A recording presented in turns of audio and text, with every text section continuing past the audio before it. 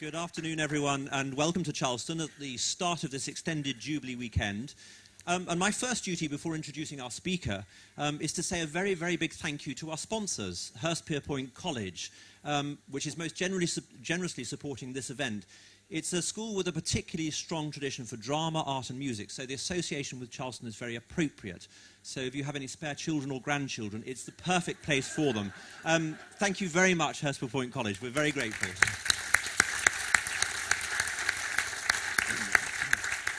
As I stand here looking out over a sea of red, white and blue, well, some red, white and blue, I'm delighted to be introducing this very special event to be marking the Diamond Jubilee.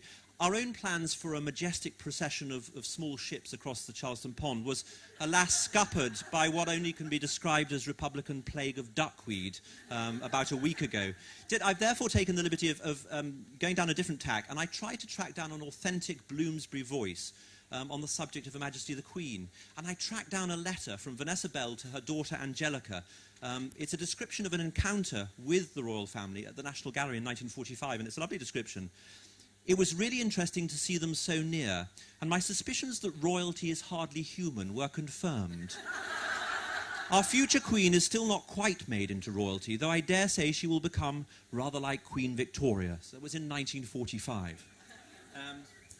I'm absolutely delighted to be introducing our speaker, Andrew Marr, who, as you all know, is a journalist and political commentator. His first job as a journalist was with the Scotsman in the 1980s. He was then part of the launch staff of The Independent in London, which led to an on-off relationship throughout the 90s before he became overall editor in 1996. In 2000, he was appointed BBC political editor, where he soon acquired a cult status and universal praise for his ability to make politics meaningful and relevant. And he's been the mainstay of the BBC ever since, presenting quite a lot of shows with Andrew Marr in the title, including The Andrew Marr Show, Andrew Marr's History of Modern Britain, Andrew Marr's The Making of Modern Britain, and what is probably going to soon become Andrew Marr's Start of the Week, which we recorded earlier today. Equally impressively, he has also appeared in an episode of Doctor Who. He's written a number of books on politics and journalism, and his latest book, published earlier this year, to coincide with the television series, is Diamond Queen. Though Andrew has written extensively about the need to remain impartial and studiously neutral while broadcasting, conveying facts and nothing more, the relaxed and sometimes loose environment of literary festivals has occasionally resulted in him presenting more personal views. At the Cheltenham Festival in 2010, he asserted that bloggers tend to be socially inadequate, pimpled, single, slightly seedy, bald, cauliflower-nosed young men sitting in their mothers' basements and ranting. So please welcome Andrew Marr. Thank you.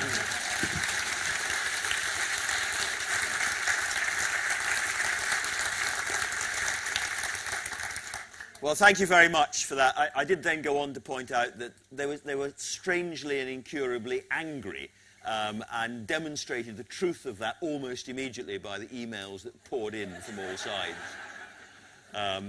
So, I will almost certainly get into trouble tonight. I almost always do at literary festivals.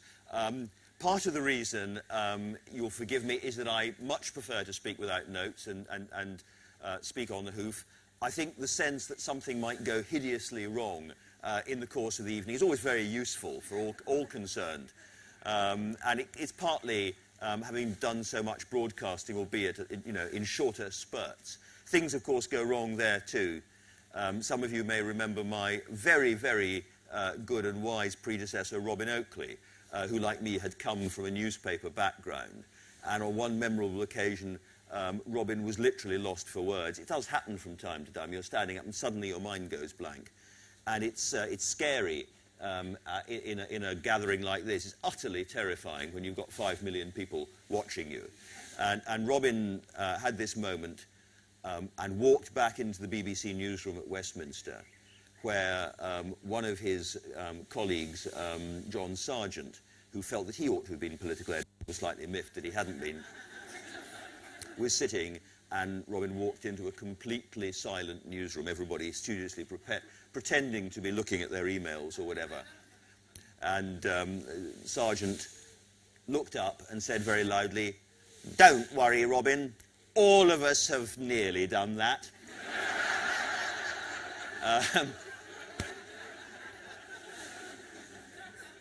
Actually, just before we get on to the subject at hand, I can't resist confessing to the one time I had an absolutely terrifying moment. Because the other thing, probably the reason I said all that stuff about bald, pimply men, was I might have had a glass of claret or two before I started. I haven't this time. I've been relatively restrained. The only thing that's more frightening when you're broadcasting and you start to lose track of what you're saying is when you lose track of what you're saying because you're mildly drunk. That has only happened to me once, but it was possibly the scariest moment. I'd been up with friends in Soho. I'd been assured the 10 o'clock news didn't need me, had a few jars, jolly nice evening, phone goes, terribly sorry, some report from another part of the world has fallen out. We've got a gap in the 10 o'clock news. Nip down, would you, to the House of Commons and give us a report on the vote in the House of Lords that Tony Blair has just lost. We need you there. I mean, I'm sure you're on duty. You're ready to go. We need you there in about 10 minutes. I sprinted from Soho down to the House of Commons, got in with seconds to spare, got to the position, trying to think of what I was going to say. And I had in my mind something about Tony Blair had picked a fight he didn't need to pick, and he was an idiot to have done it. And I was going to say it's like poking a stick into an anthill. And, you know, what a fool. And because I'd had one or two glasses too many, as the sentence went through my head, the word anthill disappeared. And so what I actually said was, it's very stupid, because he's just taken up a pointed stick and put it into a big hill of flying flies. And really, I thought that was the end of my career. I thought it was all over. And I kind of limped off, and of course, you know, waited for all the terrible calls. None of them came. Went into work the next morning feeling more than a little bashful. Again, nobody said anything, but there was a very nice lady called Judith, who's a classic sort of Charleston type. She's very literary, very artistic, and she was sitting there with a pair of rather large spectacles on the end of her nose, took her spectacles off, gave me a long look as I walked in, said, "Andrew, dear," she said, and I said, "Yes." "Last night," and I went, "Yes." "Rather Salvador Dali, darling." And so in my private mind, rather Salvador Dali has a certain connotation now. Anyway, to the subject in hand, what I'm going to do is I'm going to try and talk for about 45 minutes or so, and then I hope answer questions. And what I would encourage you to do is ask questions about anything you like, you know, what I've said or what I haven't said. But you know, that's always an enjoyable part, at least for the audience. So we'll get to that. I embarked on the project of making some films about the Queen and writing a book about the Queen, really with the thought that we had a very strange attitude in this country to the monarchy. The world I come from, reporting politics, more or less ignores the Queen, ignores the monarchy. You know, there's the Queen's speech once a year, and everybody goes through it and works out what the government's up to and analyses it. And a Dimbleby or two will arrive and talk about state coaches and cap of maintenance, and every year we forget what the cap of maintenance is, and we have to be reminded, and all of that. And we're sort of aware that the Prime Minister goes along to the palace once a week, not quite sure what happens. And we analyse everything in politics. We analyse how ministers behave in great detail, what's going on in Parliament, what's going on in inside all the different departments. That's our job as political correspondents. But it's as if what's there at the centre of the system, at least in theory, doesn't matter at all. We ignore it. We don't have much serious conversation about monarchy, the role of monarchy, and indeed, very often the sort of serious, semi-academic commentators who are analysing monarchy in this country are Republicans, and they're seeing it from that side. On the other side, and I didn't, that was just pure coincidence. I really didn't set that up. But if the Republicans would like to come into the... No, I didn't say that either. And so we've got that kind of rather odd lack of conversation on the one hand. And then there's what might be sort of rudely called the kind of shortbread tin, you know, we all love you, Mom, flag waving bit on the other, and certain newspapers covering the royal family for scandals, and then in a sort of sentimental, nostalgic way entirely. And what I was trying to do was to see if there was a sort of middle ground where you could actually look at what the Queen believed that she was there for, what the dynasty thought it was about, where it had come from, how it had happened, because it's quite a new dynasty, the Windsors, and then look at what the Queen actually does, and ask, does it matter? Is it significant? Should we be taking it seriously? And of course, once you start down that path, and I'm going to talk about that obviously as sort of the heart of what I want to say tonight, once you start down that path, it's very hard not to be impressed by really how hard this person works, and how hard she's worked for 60 years, and that can come across. And I've been criticised by some people of the Republican tendency for being a sort of pro-monarchist propagandist. It's really not that. I completely respect Republicans. I was a Republican myself when I was much younger. I understand the argument, and I'm not trying to diss anybody. It's just that when you describe what the Queen actually does and analyse it, it's very hard, as I say, not to be pretty impressed by at least the way she has dealt with this job. So I want to run through a few aspects of that. First of all, a little bit of the history of the dynasty, because I really think that if you don't understand anything about where the Windsor dynasty came from and the circumstances in which it was created, it's hard to really know what gets the Queen going. And because she has been there for so long, of course, this is all personal to her. You know, for most of us, King George V is a very distant figure, if we can envisage him at all, with a sort of faint smell of cigar tobacco and that rather distinctive naval beard. He looks a bit like the sailor on the top of the front of the old capstan cigarette packets. Sort of faint sense, and he was an enormously important figure. One of his biographers complained bitterly that he was fine as a wise old king, and he was interesting as a young naval officer, but for 30 years he did nothing except kill animals and stick in stamps. He was a great stamp collector. He was actually a fascinating figure. 1917, let's remind ourselves, the worst point of the First World War for this country, and depending on which historian you read, we were perhaps between 4 to 6 weeks, maybe 8 weeks away from really serious food shortages, edge of starvation, running out of oil, running out of ammunition, and going to have to sue for peace. And that was happening because German U-boats were devastating the supply ships trying to keep this country going. There was a really, really nervous mood in the country. And part of that mood was deep hostility and suspicion of the king and the monarchy. This was a family with German names, and there was a sense, these were days when socialist and communist ideas were much more popular, and there was a real sense that perhaps this was not an entirely patriotic royal family, that there was some kind of trade union of monarchs, as was said, and that somehow the Kaiser and the British royal family and the Tsar were all kind of interconnected. And this was being said in public meetings and in newspapers and magazines, and the king was reading all of it. He was very much aware of this. And we have almost immediately after this dark moment, we have the Russian Revolution, the fall of the Romanov family, and George V decides he can't afford to have the Russian royal family seeking refuge in this country. The political situation is too dangerous for the British royal family. And of course, very soon, the German royal family, the Habsburgs in Austro-Hungary, and almost all the rest of these European royals are going to topple and fall. So it's a really difficult moment if you're a king. And what he concludes is that the British royal family has to change radically.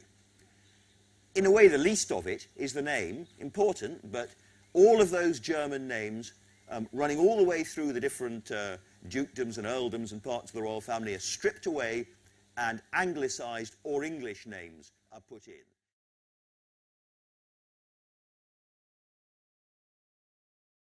When George V tries to work out what his family name is, there is a mildly comic moment because no one can find a record of actually what the surname of the royal family is.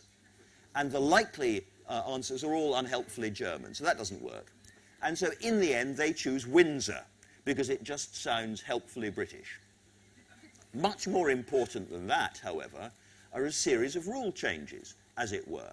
The honours system is going to be radically democratised. It's going to be open to huge numbers of people who were never part of it before. It was really an aristocratic system before. And it's these mass investitures, which have been so much part of the Queen's reign, where lots of people who've served their own communities have done remarkable things on a relatively local, modest level, are honoured by the British state. That starts with George V, really. He also sends the family out to be seen. This is when really the royals go out and they go to hospitals and they go to schools and they go to town halls and they go to barracks and they're out on the road.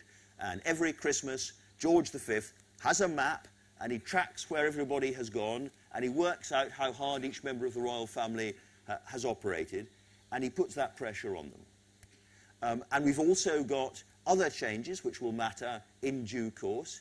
The old rule whereby, in effect, anyone who was in line to the throne had to marry another royal goes. And so suddenly, members of the British royal family can actually marry their subjects, can marry ordinary British people, or at least British people. And it's... and actually, when you think of how the monarchy has worked in a public sense during the Queen's reign, the relentless trips around the country, and I've followed the Queen and the Duke of Edinburgh, and they set an absolutely cracking and exhausting pace. And by the way, because I've spent a lot of time, of course, in the old days, travelling with politicians around the world.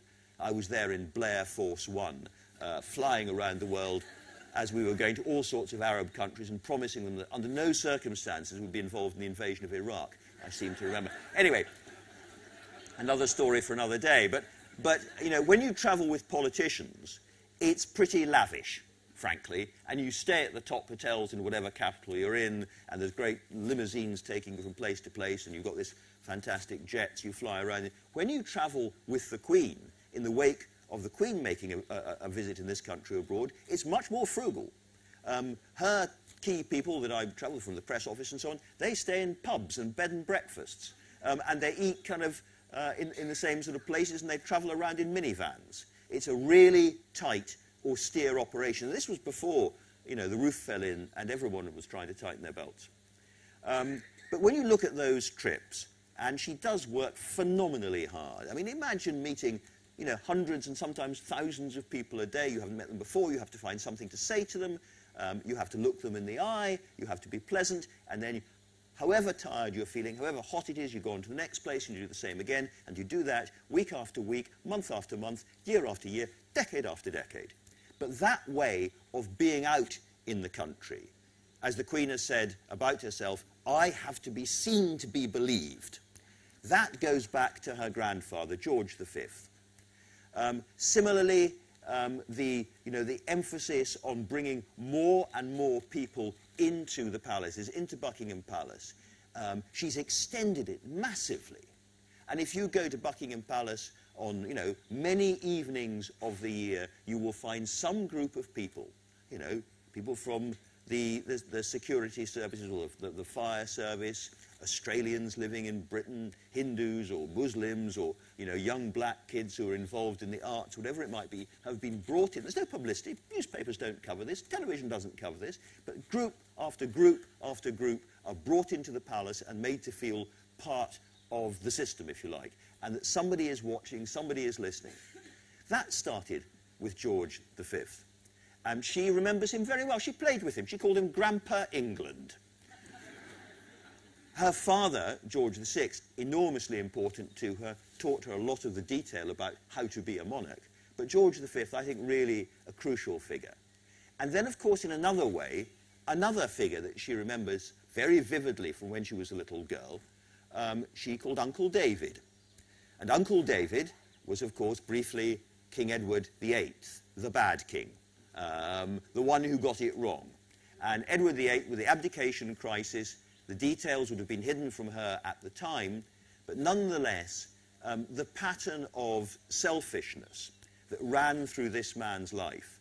And you have, by the way, when he is still a glamorous young Prince of Wales, and the newspapers are swooning over him, and he's got glamorous friends from the up-and-coming industry of Hollywood and so on, the people around him are saying, this is a selfish man who's unpleasant to his staff, who's having affairs all over the place, and later on when he becomes king, he's, you know, the private boxes go back to Whitehall, covered in sort of whiskey stains and cigar detritus and so on, haven't been properly read, have been left out. This is somebody who got it so wrong, even before the small matter of Mrs. Simpson. Even before then, he got it wrong.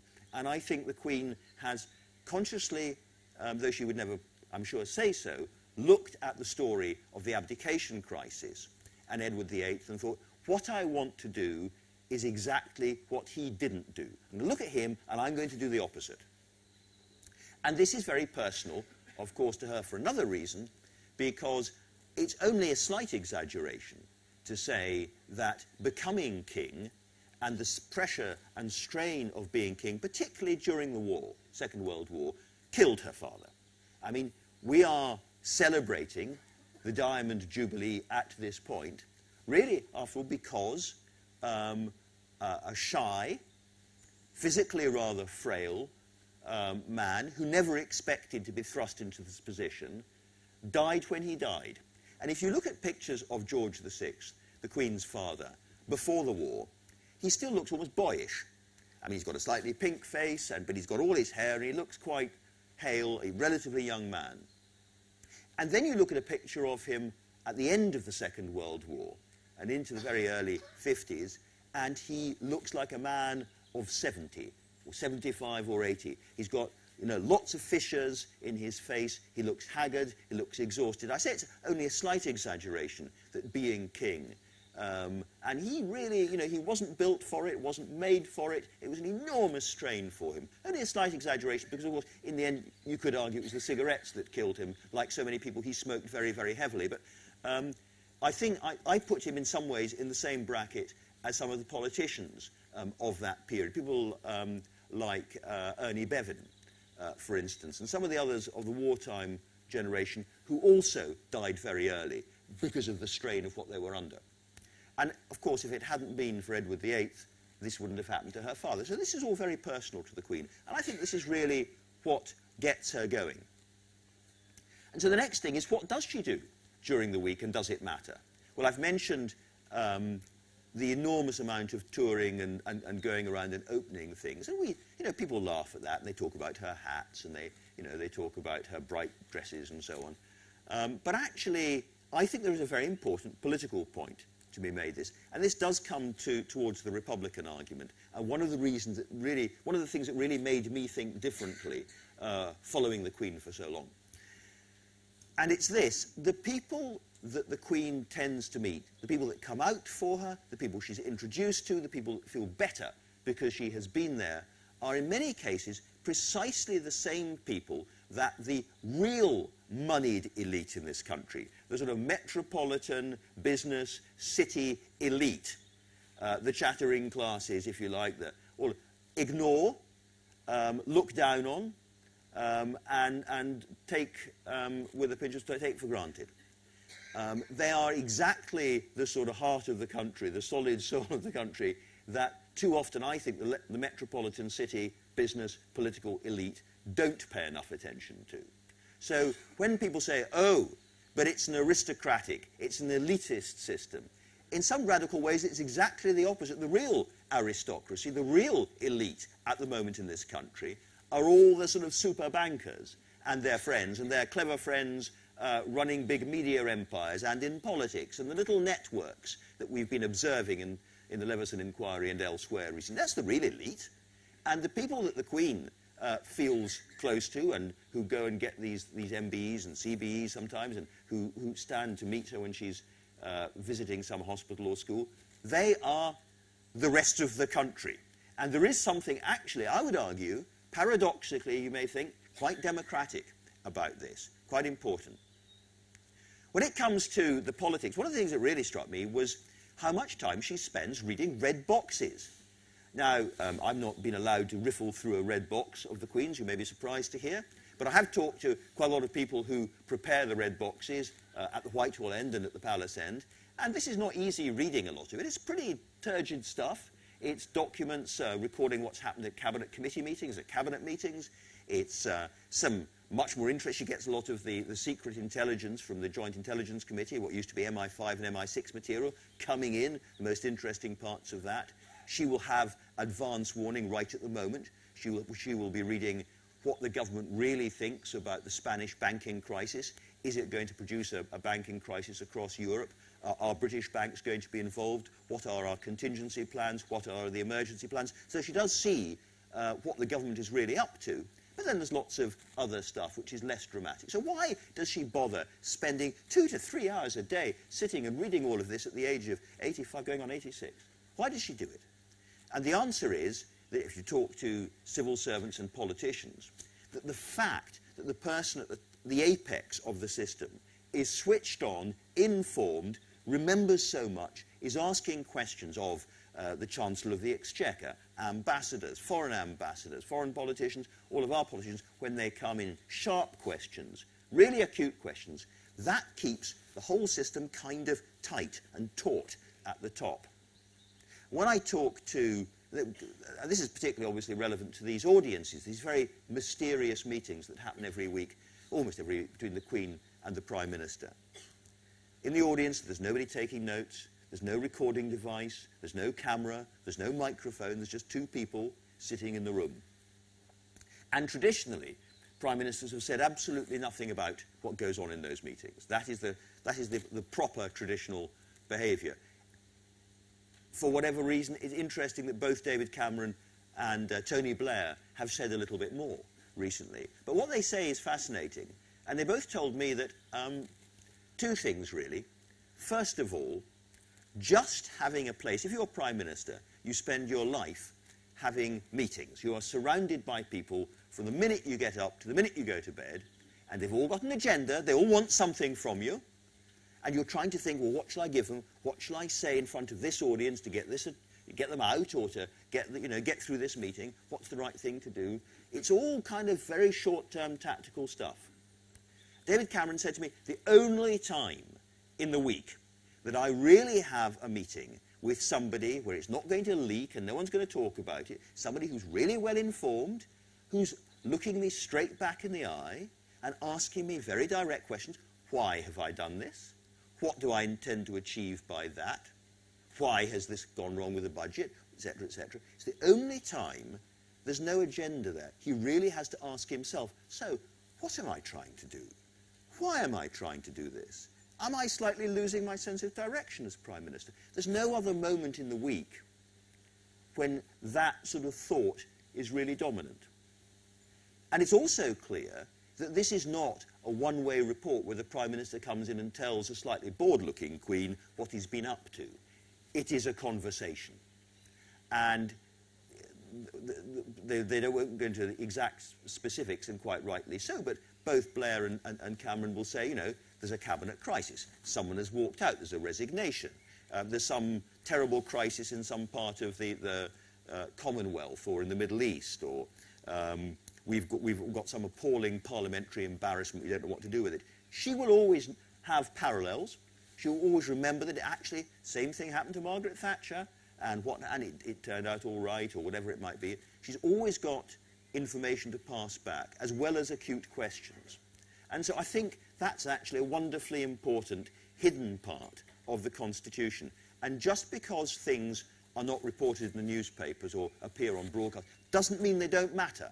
And I think the reading of the red boxes and the audiences with Prime Ministers, but also with other ministers from time to time, is a really important and useful part of what the Queen does.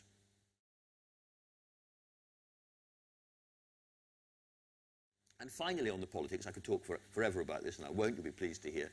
2 things. I think, of course, her relationship with her Prime Ministers has changed a lot. The early Prime Ministers, I don't think, treated her very well. They were the grand figures from the wartime generation. Churchill, Eden Macmillan, and they rather patronised her, and she noticed and remembered, and they tried to push her around a little bit when it came to, you know, fixing successions. We still don't really know what Eden told her about the Suez Crisis, but he put her in a terrible position. Either he lied to the Queen about what was really going on, the plot between Britain and Israel and France to invade Egypt. Either he lied to her, unforgivable for a prime minister, or he told her the truth, in which case he was making her complicit in that terrible deceit, equally unforgivable. So she was put in terrible positions by early prime ministers, and as she has grown in confidence and wisdom and so on, she has been, the balance of power has changed, and she has become, I think, a much more both useful and somewhat dominant figure in some of those conversations. Of course, what you get when you have a monarchy, unlike a republic, you get lots of things that are clearly, I would say, good for us. You get jubilees, which, as one historian, David Cannadine, put it to me, are a time for structured retrospection, he put. You know, if you're an American, you have a presidential election every 4 years. No real reason to look back over a longer period, except for the very rare 150th centenary of the Declaration of Independence or something like that. We have an opportunity to look back now over 60 years, not just of this Queen and all the things that she's achieved, but also of our own families, our own lives, to think what things were like for people we knew and loved in the early 1950s when she became Queen. And it's a moment, and I think a lot of people waving flags and putting out bunting, yes, we're there to celebrate the Queen and to celebrate the reign, but we're also thinking about our own families and our own lives. That's useful. There are lots of other things that seem to me to be useful that the monarchy does give us. However, what comes with that, of course, is that it's a real family. And in real families, real trouble happens. You know, people marry the wrong person, or they fall out with each other, and there's family rows. And not everybody behaves well all the time. Well, I don't know about your families, but this seems to me to be part of the human condition. There's nothing special about the royal family in that regard. And that can lead to moments of real crisis. And obviously, the breakdown in the marriage of Charles and Diana, and then the terrible death of Diana, absolutely an accident, I think, was a terrible crisis for the royal family, and part of a process which led to a period where people were starting to think, maybe, do we really want this? My only memories of that period, I was a newspaper editor. I was a terribly bad newspaper editor, by the way. Very, very generous introduction. It failed to mention that I'm the only person, I think, in the history of Fleet Street, certainly modern Fleet Street, to be fired as editor of the same newspaper twice. So I'm mildly proud of that, but I wasn't a great newspaper editor. But what I do remember, at the time Diana died, and the Queen was up in Balmoral, and all that business of was she going to come down to London, all the rest of it, was, let's be honest, as a country, we did go briefly bonkers. There was a kind of hysteria in the country, and I remember it very clearly. There were all the kind of huge crowds. Suddenly we realised we were more of a Mediterranean country. Everyone was out on the mall and stuff with their flowers and their tents and their stuff. And of course we have become more emotionally open. I'm Scottish. I hate emotionally open. I don't believe in it. Emotions, I've heard of them. They sound mildly like stomachache. No, I'm joking. Slightly. No, but we became more openly emotional and so on. But it was more than that. I remember there was a very, very sharp, bright female reporter on The Independent at the time, which I was editing, and she's gone on to do great things subsequently, and I won't give you her name, but she came back, and a great story, great story. I've been with the queues waiting to sign the condolence book at St. James's Palace, and there's a portrait of Charles I there, and Diana is appearing in the back of the portrait. And I said, really? She said, yes. I said, so this is a sort of collective delusion story that you're giving. It's a sort of, psychosis kind of story. No, no, she said, she really is. And I thought, well, in that case, everybody's lost it, including you. The other thing I have to say, I mean, what, of course, Diana did do was she brought together different parts of Britain that had never been put together before. And I'll never forget waiting in line to go into Westminster Abbey for the funeral. And in front of me were two members, I think, of the household cavalry. My military is not very good, but they had the whole fig on and big belts and great big spurs and lots of chains and the lot. And behind me were two other men with spurs and chains and great big belts and studs everywhere, holding hands. And I thought they were what you might call clones. Clones, I think, is the phrase. And I thought, you know, never before and never again will one be standing in a queue like this. What an extraordinary and astonishing country this is. But if families can go through bad times, of course, the great thing about families is that they can come together again and go through good times. And I really think this is a time, it's wonderful for the Queen that it's all happening together, where the royal family has never looked more popular, more secure, happier in its own skin, if you like, with the next generation, and an enormously impressive sort of healing process going on, I think, in the royal family. The Queen, you know, has survived the death of so many of her close relatives so successfully, and I think, in a way, she herself has settled completely happily now into the role of kind of nation's matriarch. Possibly as was not possible when her mother was alive. Her mother was such a strong character, so funny, so direct, that it was, I suspect the Queen did feel, you know, that she had to stand slightly to one side. The best story I came across while I was researching this on that subject was Freddie Ashton, Sir Frederick Ashton, the great choreographer, was a man that the Queen Mother liked to dance with.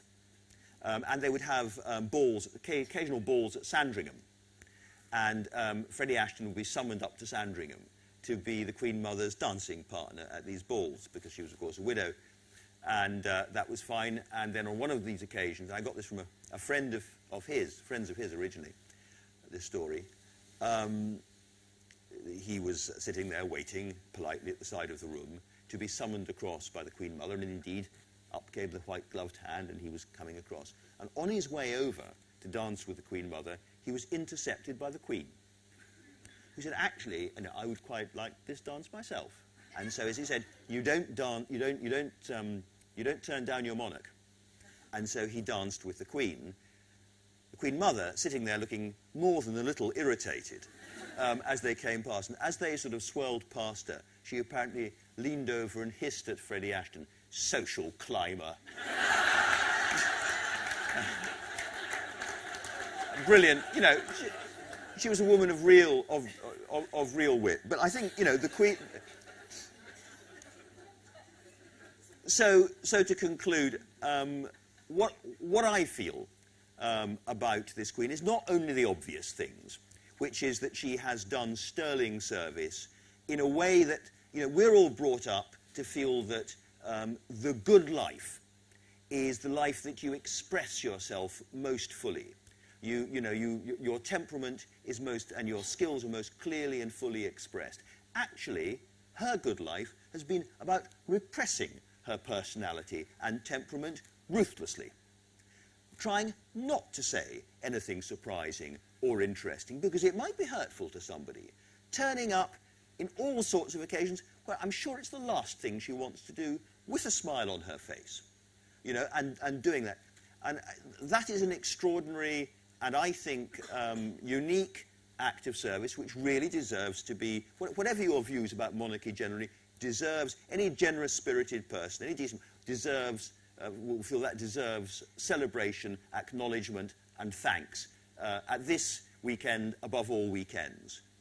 But beyond that, I do feel that the way the monarchy has developed under the Windsors, and that really means for most of the time under this Queen, has been an important hidden part of the Constitution. It's allowed all of us to have someone at the apex of the system.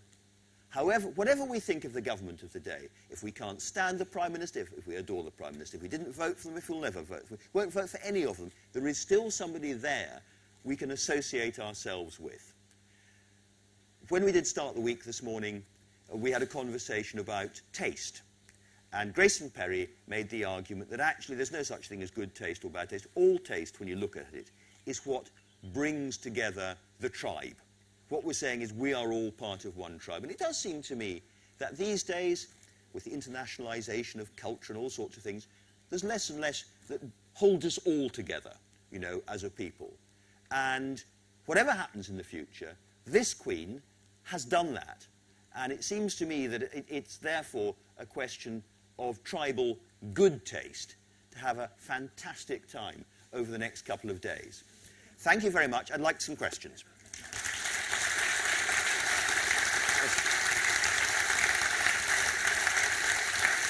Right.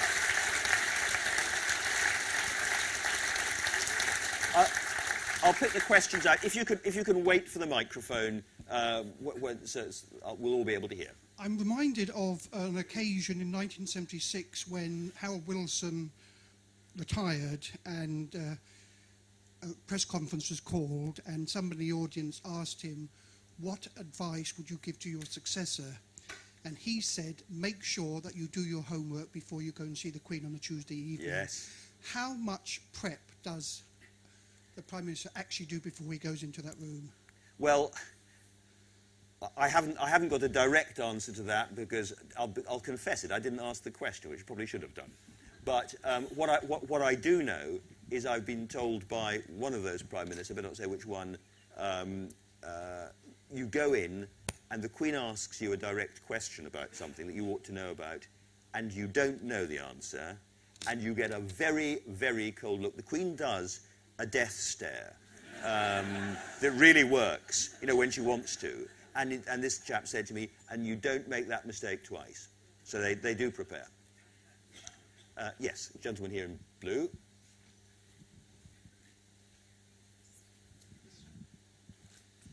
Thank you for the talk. I enjoyed it, and also reading your book. I have two questions. The first one is, it came as a surprise to me that George V set the template for modern monarchy. Was it a surprise to you when you did your research? And the second is Earl Spencer's speech at the funeral of his sister, Diana, Princess of Wales. I thought it was totally inappropriate on the occasion. It was a time for mourning and a time of celebrating.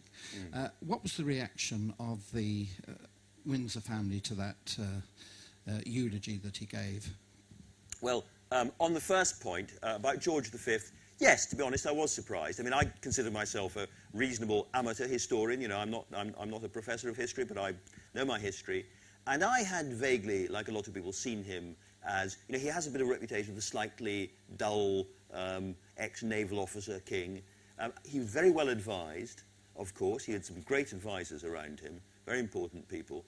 No, I had sort of assumed that the really big decisions came either earlier, towards the end of Victoria's reign, or later. But no, he's absolutely the man. As to that speech, no one's talked about it in public, or indeed to people like me since. The only, I mean, you could look at the faces of the royal family at the time and see a cold reaction and a kind of surprised reaction to that.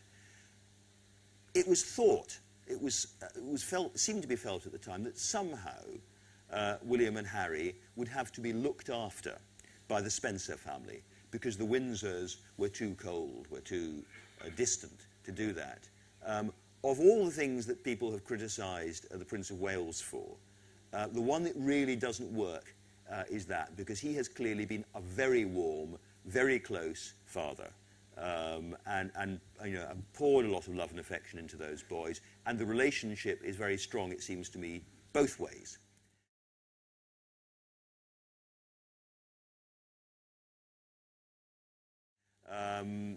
So, you know, I think you say inappropriate. Certainly the promise that these boys were going to be scooped up by Spencers and looked after in South Africa or wherever, and brought up, has not proved to be what happened at all. There's a gentleman here.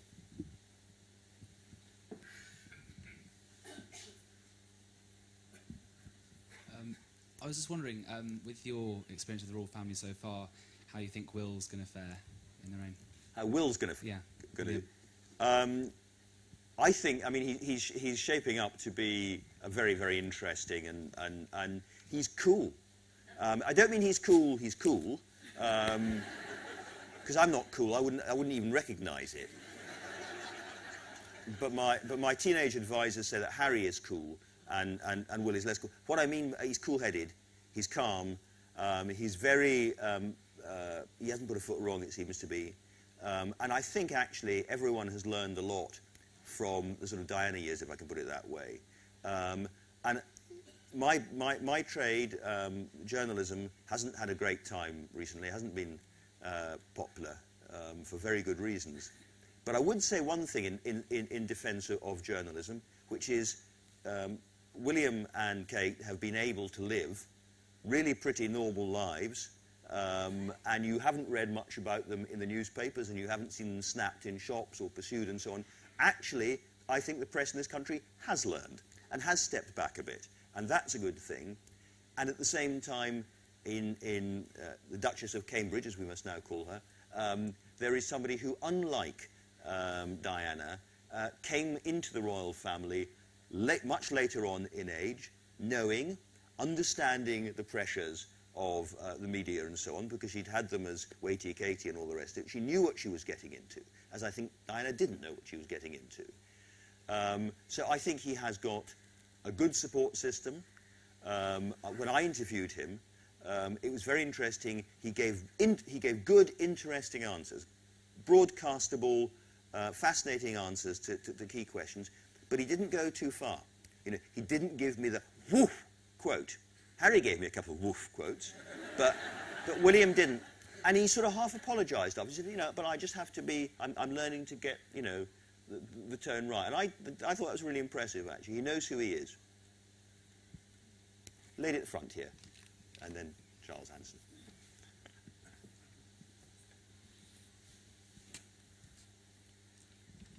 Hello. I heard on the radio the other day, again, Alan Bennett's The Uncommon Reader, which is a very sympathetic picture of the Queen. Do you know if she ever read it? No, I don't. I know that she did, she does read books about herself, you know, biographies and so on, and you get pretty quick messages back if you make mistakes about things. In management, and you know, you don't know exactly who reads what in the palace and exactly who's looking at it, and I don't think it's probably the case that she is a great reader of experimental fiction, if I can put it that way, just as she is not an enormous enthusiast for the works of Richard Wagner, or whatever it might be.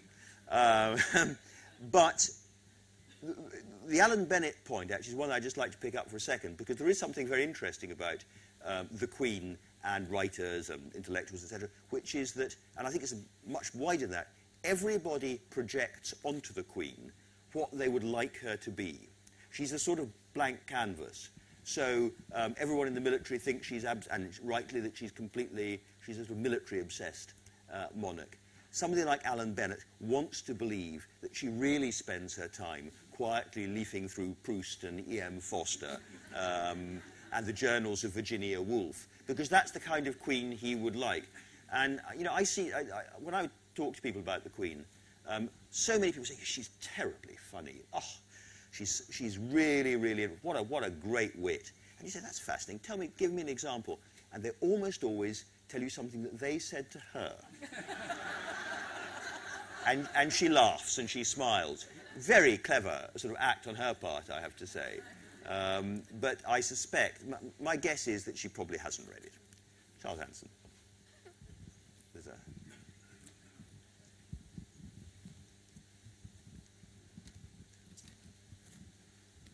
I'm probably rather biased, but I think one of the many, many great qualities of the Queen is that she's never tipped over into the world of celebrity.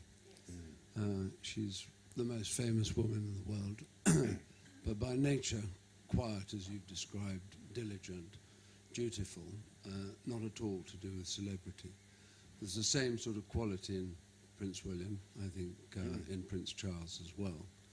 But the sort of world that the monarchy will live in the future is very, very celebrity-oriented, and the internet sort of can send a little picture of Pippa Middleton or anyone else around the world very, very quickly, and it's quite difficult to resist that sort of world of the celebrity. Did you have a sense that that is a danger yourself from following them for the last 2 or 3 years? Yes. For those who don't know, if anyone doesn't know that, the Queen's press secretary from some of the toughest years of her reign. So a man who knows whereof he speaks. Certainly, everything is faster and more immediate. And certainly, celebrity is an utterly dangerous addiction or mistake. And I would say it was probably, that's where Diana got into trouble towards the end.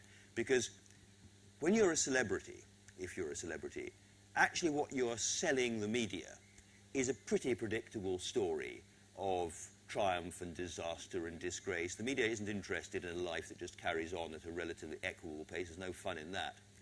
And so once you start to open yourself up, talk about your inner feelings, your problems, your life, then the next thing is that people want to know more and more and more, but they want a narrative.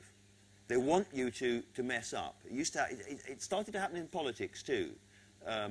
We in the media would build somebody up only so we could knock them down again. And anybody who's in public life in any way, but particularly connected with the royal family, who thinks that journalists are their friends, or are confidants, or are nodding kindly and wisely, rather than trying to remember exactly what's being said so it can be scribbled down and reported as soon as possible, are fools. I mean, you know, in the end, people in public life can't really be close friends with journalists if journalists are doing their job, because that's, you know, that's not the nature of the relationship. But you don't have to be a celebrity, and I think that's what the Queen shows. You don't have to play the game. Everybody who has written a book about the Queen or made a film about the Queen wants to interview the Queen.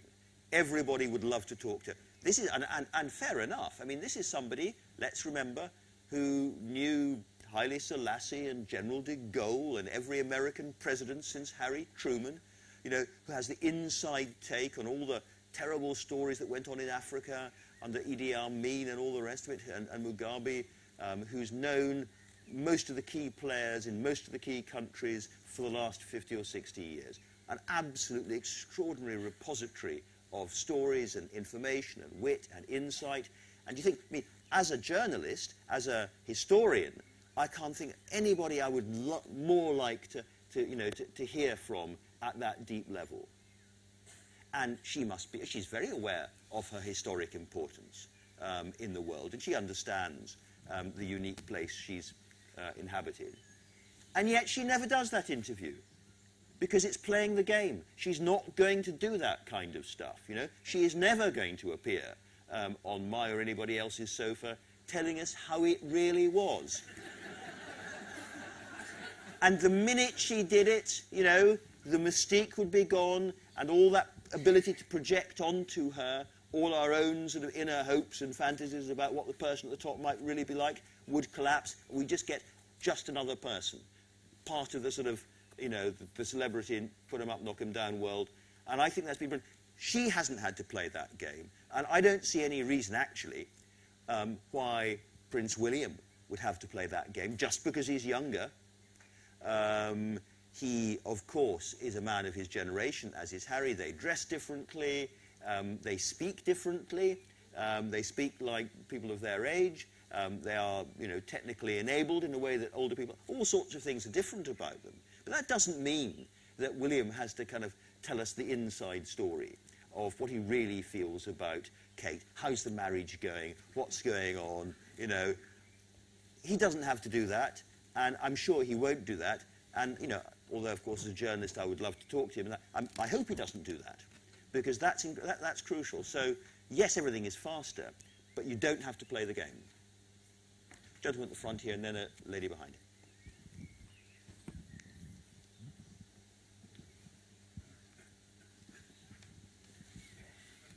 Thank you for a very interesting talk this evening. Could I ask you on behalf of everyone in the marquee here, what did Harry say to you? Sorry. Well, Harry... The thing that really struck me, so I said, what about, you know, is the Queen going to... How long is the Queen going to carry on? Is she able to keep doing this? He said two things that really struck me. He said, look, and I praise he here, but it was, he said it on the record, she and my grandfather are at an age where most people are sort of sitting there with their Chinese takeaway, watching television with their feet up. Night after night after night, there she is out there. I think we ask her to do too much now. And I thought, coming from her own grandson, that was very interesting. I was surprised it wasn't picked up more, actually, at the time. And he also said that, of course, when my grandfather, Duke of Edinburgh, passes away, when he goes, I'm not sure she can do the job anymore. Certainly not in that way. And I think that's, you know, he has been, we haven't talked about him, but he has been such a support, you know, as a physical, moral, daily support. It is going to be very, very hard for if he goes first and so on. And I thought the fact that he was prepared to talk openly about these things was interesting. And William, I'm sure, wouldn't, by the way. That's the it's almost as if they've divvied it up a bit, you know. Go on. You mentioned in your speech that the current popularity of the Queen almost seemed to depend very much on her current happiness. How much do you think that the popularity of the monarchy depends on the personality of the monarch? And looking ahead to Prince Charles and Prince William, how much do you think the attitude of the public towards the monarchy will change when they suddenly take over? You can have a monarchy with a monarch who isn't much liked for a while, but not in today's conditions for very long, I suspect. I mean, in other words, the character of the monarch does matter. That doesn't mean that the monarch has to be, a future monarch has to be like the Queen. There are so many different ways of doing the job. Nor does it mean that a monarch has to be media-friendly and smiley and easy. It just means that a monarch has to understand the rules. And the rules include not speaking out on matters of public controversy, not putting yourself on one side of an argument, because there will be all the other people on the other side of the argument who will be angry with you. And your job is to stand above all of that. I think, you know, the Prince of Wales has been, you know, waiting, as it were, to be monarch for a very, very long time, and he will probably wait for quite a long time to come. And it's completely reasonable. He's an intelligent, thoughtful man who cares about the world, that he wants to speak out about some areas of agriculture and architecture and so on. But it's very, very important, of course, that the monarch doesn't do that. And, you know, the days of having lots of ministers into Clarence House and talking to them about this and that and writing them letters will all have to end. That's, I suppose, it's less about personality. I mean, he's got the personality. He's perhaps a more naturally thoughtful, sometimes lugubrious man than his mother has been a woman. And I'm not suggesting in any sense he shouldn't be himself. It's just once you are the monarch, the rules change. And as I've said, I think, you know, who knows? You know, I rather hope for his own sake, if for no other, that William has plenty of time to enjoy, you know, a relatively normal life, insofar as he can, before he is put into this extraordinary testing and demanding and relentless role. But, you know, you look at him and you say, well, there is somebody who knows, who understands what's ahead of him, and is ready for it already, I think.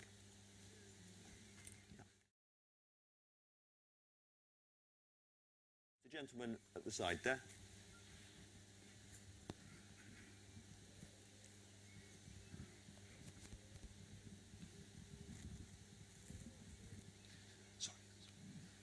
Hi. You've told us how her sense of duty always means that the Queen behaves in a certain way at all times and smiles and does all the right things. From your time spent with her and her family, can you tell us what it actually is? Do you find out what really she enjoys most in life? Not directly, but I think it's pretty clear. You talk to people around.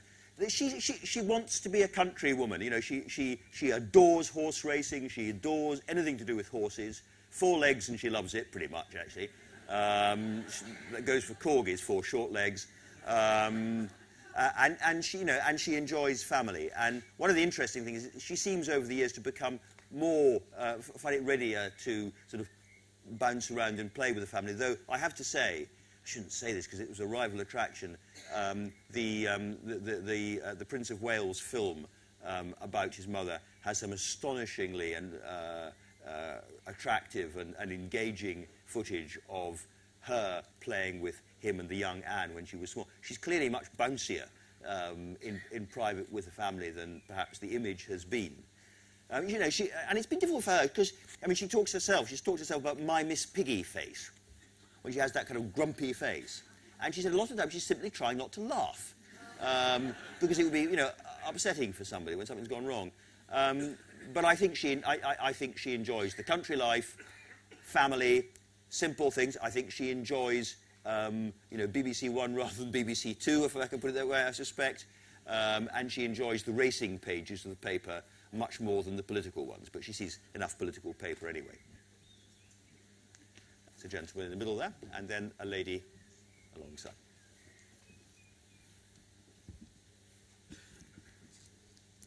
Just coming back to something in the political significance side, one thing you didn't mention was the Commonwealth. Well, bearing in mind that at her accession, the empire was fast disappearing and the Commonwealth, its true significance only just beginning, wouldn't you say that one of her biggest contributions has been in making the Commonwealth what it is? I think that's absolutely right. I'd go further. I think if it hadn't been for the Queen, the Commonwealth might not exist, in the sense that it was a slightly... Nobody was quite sure how it was going to develop, or even what it was there for, except as a kind of residual post-empire body when she became Queen. And, by the way, there was no particular reason why she would be head of the Commonwealth.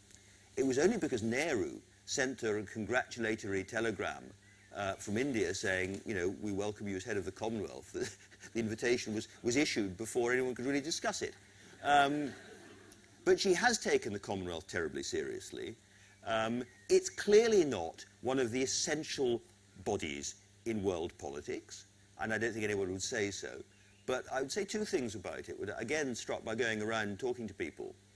One is how much it matters, particularly to the smaller countries and some of the poorer countries, because it gives them a forum, a place they can meet other more powerful countries. They go to the United Nations and they're completely ignored. You know, they're too small to count, really. The Commonwealth gives them a very important forum. It's fascinating that among the countries queuing up to join the Commonwealth, we've got Rwanda now, it's Francophone. It's a French country in Africa originally, or French-Belgian company, wants to join the British Commonwealth. And there are other French-speaking countries who've decided they'd actually quite like to join the Commonwealth too. It's actually growing, this body, so it's successful at that level.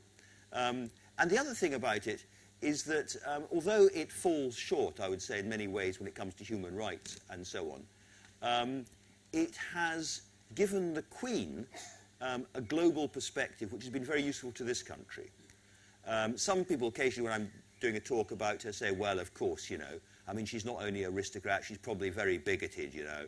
You go into Buckingham Palace and you look at the number of Asian and black faces and people working around her, she is absolutely the reverse of that. And as this country has changed its complexion over her reign, she has been very well positioned to understand what's going on, and in some respects to help it happen. And that's because she understands the Commonwealth. So, two thoughts on the Commonwealth there. But yes, there's a lady here, sorry, and then I'll come over there. Yes, we understand that the Queen has a strong Christian faith, and therefore it feels right that she takes her place as head of the Church of England. How important do you think it is for the next monarch to have this faith, and how is this situation going to be dealt with? Well, I can reveal that only yesterday I was talking to the Bishop of London about this, Richard Charters, for an interview for Sunday's programme. And actually, it's very interesting. There's all these changes to the Act of Succession being discussed, and is now possible for the heir to the throne to marry a Catholic, for instance. So I was saying, well, what if the heir to the throne was a Catholic or wasn't a full member of the Church of England? And he said, well, they have to be in communion with the Church of England. If they're in communion with the Church of England, then in his view, that was all right. Once you remove the connection between the monarch and the Church of England, I think lots of other things start to fall apart. It's very difficult then, I think, to have an established church if the monarch isn't part of it, or is part of another church, or another faith, or of no faith at all. So I think it does matter. There are plenty of people, as we know in the Church of England, who say it's quite good for the Church of England not to be an established church, to go out there and fight for members alongside the Pentecostalists and the Catholics and all the rest of it. But again, Bishop of London points out, a vast proportion of the listed buildings in this country are actually owned by the Church. The Church has a huge burden of looking after buildings and parts of the institution, and also sort of representing the country in faith terms in a way that other churches and faiths don't have to do. Now, I'm not a member of the Church of England, so it's not my job to say so, but I think she has taken it enormously seriously. I don't think it's going to be an issue soon, because despite what he said about wanting to be a defender of faith, rather than a defender of the faith, the Anglican Protestant faith, and actually Filio Defensor has no definite particle, so it is defender of the faith. Prince Charles is clearly a man of serious spiritual Christian commitment, and therefore would take his place as head of the Church of England. So not head, I shouldn't say that, that's Jesus Christ. Supreme Governor of the Church of England, perfectly comfortably. There was a question there. Yes.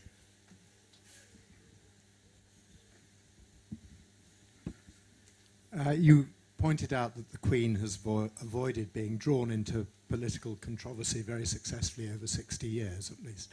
I certainly gathered that was your feeling. But the occasions do arise, of course, and perhaps most recently when she entertained the royal heads of state, including one or two what some people might regard as rather dodgy characters, the King of Bahrain being one of them. Now, how much does the Queen have a say in who she invites to her own party? And if she doesn't have a say, does she find it rather irritating to be told who she should invite to her own party? I hope, in that case, she didn't have a say particularly, I have to say. There is a sort of network of royals. There's no doubt. I went to the Queen with the Queen to her visit to Abu Dhabi, and there's no doubt that the royal family there feel, we're all royals together, and that helps oil the wheels of business. But it's very dangerous when you start to have private parties with people who have a seriously difficult reputation. In the past, politicians have required her to give hospitality to people far worse than anybody that was at that party, much, much worse. Ceausescu, the dictator of Romania, with his ghastly wife, Elena, came on a state visit, and the Queen was obliged to receive him, exchange presents, and be affable, and do her job as head of state. Amin, Mugabe, you name them. There's been some real monsters who her ministers have obliged her to entertain. And I think that is, coming back to the Prince of Wales point, he's got famously strong views on Tibet and the way the Chinese have dealt with the Tibetans. But as king, he would have to greet the President of China on a state visit and smile and be pleasant and be nice, if that's what his ministers wanted him to do. Once you're monarch, you don't have any choice in these things.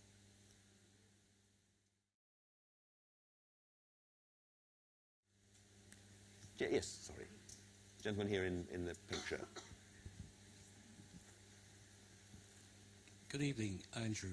I just wanted to ask whether there's any proposed plans for a TV series based on the book at this juncture of time.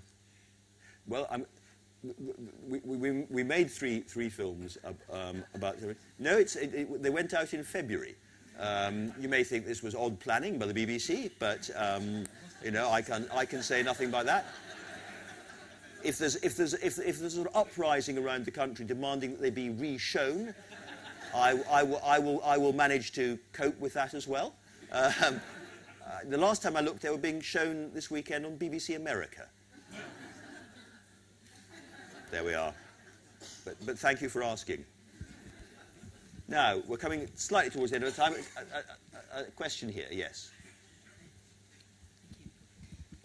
When a Prime Minister comes out from an audience with the Queen, does he know what her opinion is on policy, or is she purely asking the questions as an impartial inquisitor? Well, as I know to my cost, by asking the questions, you can reveal quite a lot about where you're coming from. And so I think it's more, I don't think she would ever say, because she would feel it was unconstitutional, even when it came to something like the fox hunting ban. Mr. Blair, I think you're making a terrible mistake. Could you go back and think again? She wouldn't do that. But what she does do, clearly, again talking to politicians, is she says, so, you're going to do X or Y with the banks. Why is this going to help? Why was it not done before? You know, what are the problems? And by asking the series of the right questions in the right order, then she is provoking them, with any luck, to think a little bit more sharply from time to time, or at least have the arguments worked out. But she would never consider it to be part of her job to give a political opinion. And it's interesting that, you know, of the prime ministers over the years, no one knows really who she liked more or less, but she certainly spent a lot of time with, for instance, Harold Wilson, you know, a Labour Socialist Prime Minister. She was fascinated by his background, the fact that he had come from this relatively humble family in Huddersfield, just as she was fascinated by Margaret Thatcher's background, someone who had come all the way from, you know, the little shop in Lincolnshire, with a totally... So she's interested in people as humans. She is not going to make party political points. Lots of things have happened during her reign, where you might think the interests of the royal family would be in some way compromised. Going into Europe, you know, which has affected all sorts of aspects of British sovereignty. But there's no record whatever of her protesting or complaining, or she just asks the questions. And I think that's, you know, that's enormously important. I mean, she has views about individuals, and from time to time she expresses them. She clearly found Margaret Thatcher mildly amusing, if I could put that, from time to time. There's a wonderful story which I've told in the book, a relatively well-known one, where there's a big diplomatic reception in Buckingham Palace every year. Huge numbers of people there from all around the world, in all dressed up to the nines in the national costume. It's very hot. It goes on a long time. It's a bit stuffy. First year Margaret Thatcher's there, she actually felt faint. It was just too much, and she had to sort of come and sit down. Queen noted that. Second year, she felt faint again, and it was a long, long evening, and the Queen is extremely tough and robust, and she was sailing through, leaned over, saw Margaret Thatcher, turned and said, "Oh, look," she said, "she's keeled over again." So there's an element of amused sort of observation. The other funny Thatcher story, before I forget, was, of course, one of the other things that Prime Ministers do is they go up to Balmoral for a weekend, and it's part of the ritual. And one of the things that happens there is the barbecue, where the Duke of Edinburgh gets out his barbecue kit from his Land Rover and undercooks meat, because that's how he likes it. And then they have their meal, everyone sits down, it's very informal, and the Queen picks up the plates and washes up. Margaret Thatcher, as a very literal and very serious monarchist, could not bear, apparently, the idea of her monarch picking up the plates and trying to clear up after, and kept bobbing up and trying to help. And and eventually the Queen turned around, "Will someone tell that bloody woman to sit down?" So, having said which, she particularly honoured Margaret Thatcher afterwards, the OM and all the rest of it, and clearly, as monarch, regarded Margaret Thatcher as one of the most historically significant prime ministers of her reign. So, I mean, those are good jokes, shows she's observant, but doesn't give away much of her real politics, I think. Yes. I think you've expressed very well some of the benefits of having a monarchy, and although very socially beneficial, Do you think that we can currently justify economically events like the Jubilee and the royal wedding, given the current financial climate in this country? Although you have to be very careful of the numbers and the sort of propaganda about as I understand it, probably both of those events have done or will do actually benefit the country economically. The Jubilee is difficult because, of course, we all take a couple of days off, and that will have an effect on the economic figures. Nonetheless, almost all of the really important parts of what's going on, which are the parties and the pageant on the river and so on, there's a lot of private money come in there. It's not the taxpayer, by and large, putting their hands in their pockets for it. Something like the royal wedding sends images of Britain, British design and stuff around the world, which ought to result in more orders and business. I thought, I mean, even down to the fact that you looked at those pictures of the Abbey, and it's full of trees, and it just looked different, and everyone thought, well, this is all a bit fuddy-duddy, the British haven't moved on a lot. You only need to look at that. You needed to look at Prince William kind of in his... Actually, Harry gave me a very funny line about that, about the car going out. And I said, it was a great moment, what was it like? He said, well, of course, that's his father's car that he drove with Kate behind him. And he was going... Did you notice? He said he was stalling all the time. And I said, yeah. He said it was hilarious. We were all roaring with laughter. I said, it's an old car. He said, yeah, it's a difficult car to drive, but that's not the point. He can't drive. He's just rubbish. He's just rubbish. Nonetheless, I think sort of those sorts of images, the design, the dress, actually is very, very good for this country, and an economic plus, as well as a morale-boosting plus. And I think, sadly, that's where we have to stop. I know that there are lots more questions. You'll have the chance to continue the conversation with Andrew afterwards at the bookstall, where, by an amazing coincidence, we do have some copies of his book, that he might even have a pen, and he might even be able to, perhaps even sign them. On behalf of all of us, I want to thank Andrew for a completely fascinating and extremely entertaining look at the monarchy. Thank you.